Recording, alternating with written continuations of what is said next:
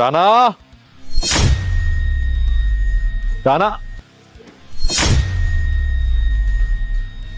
দাদা আপনি এখানে? ও তো নেই, কোথায় গেছে? বাইরে গেছে, কাজে গেছে। কাজে গেছে। হ্যাঁ, এনিওয়ে ভাড়াটা দিন। সামনের মাসে দিয়ে দেবে। আবার পরের মাস। এভাবে করতে করতে তো একটা বছর হয়ে গেল। কবে দেবে আমার টাকা?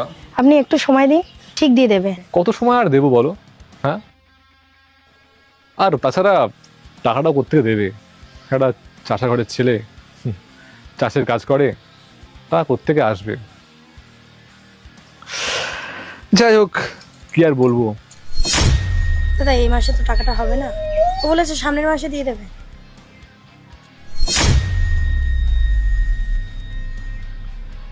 আচ্ছা, বাই দ্য ওয়ে, একটা কথা ছিল তোমার সঙ্গে।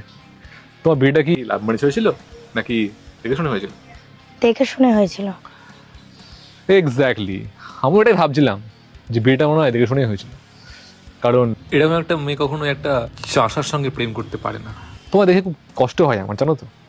এরকম একটা ছিমছাম মেয়ে আর বিয়ে করেছো একটা চাষাকে। আচ্ছা, তোমার দুঃখ হয় না একটু যে এরকম একটা মেয়ে হয়ে এরকম একটা ঘরে এসছো বিয়ে হয়ে? কিসের কষ্ট?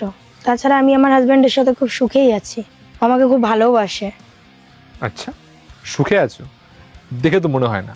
এরকম একটা পুরনো শাড়ি, পুরনো ব্লাউজ, এরকম একটা ঘর, এরকম জায়গা, আমার তো মনে হয় না যে তুমি সুখে আছো। এক কাজ করো, তুমি ওকে ছেড়ে দাও, আমার কাছে এসো। আমার কাছে অনেক টাকা পয়সা আছে। কি নেই আমার? টাকা পয়সা, বাড়ি গাড়ি সবকিছু রয়েছে। তুমি ওকে ছেড়ে দাও আর আমার কাছে এসো। আরে আমার কাছে এলে তুমি অনেক সুখে থাকবে, ব্যাপারটা বোঝো। রানী হয়ে থাকবে তুমি। আরে বাবা, আমার কাছে অনেক কাজ আছে, অনেক কাজ আছে, ভালো কাজ, ভালো মাইনে আছে। এক কাজ করো, কিছু টাকা তুমি রেখে দাও অ্যাডভান্স, তোমার কাজে লাগবে। এই নাও, রাখো।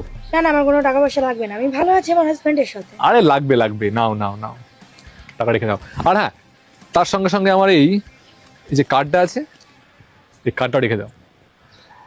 না, বাড়িতে গিয়ে ভালো করে ভাব, ঠান্ডা মস্তিষ্কে ভেবে দেখো যে তুমি কি করবে। এইখানে থাকবে নাকি আমার সঙ্গে থাকবে, রানী হয়ে থাকবে, বুঝেছো? তারপরে আমাকে ফোন করি নাম্বারে। আমি চলি।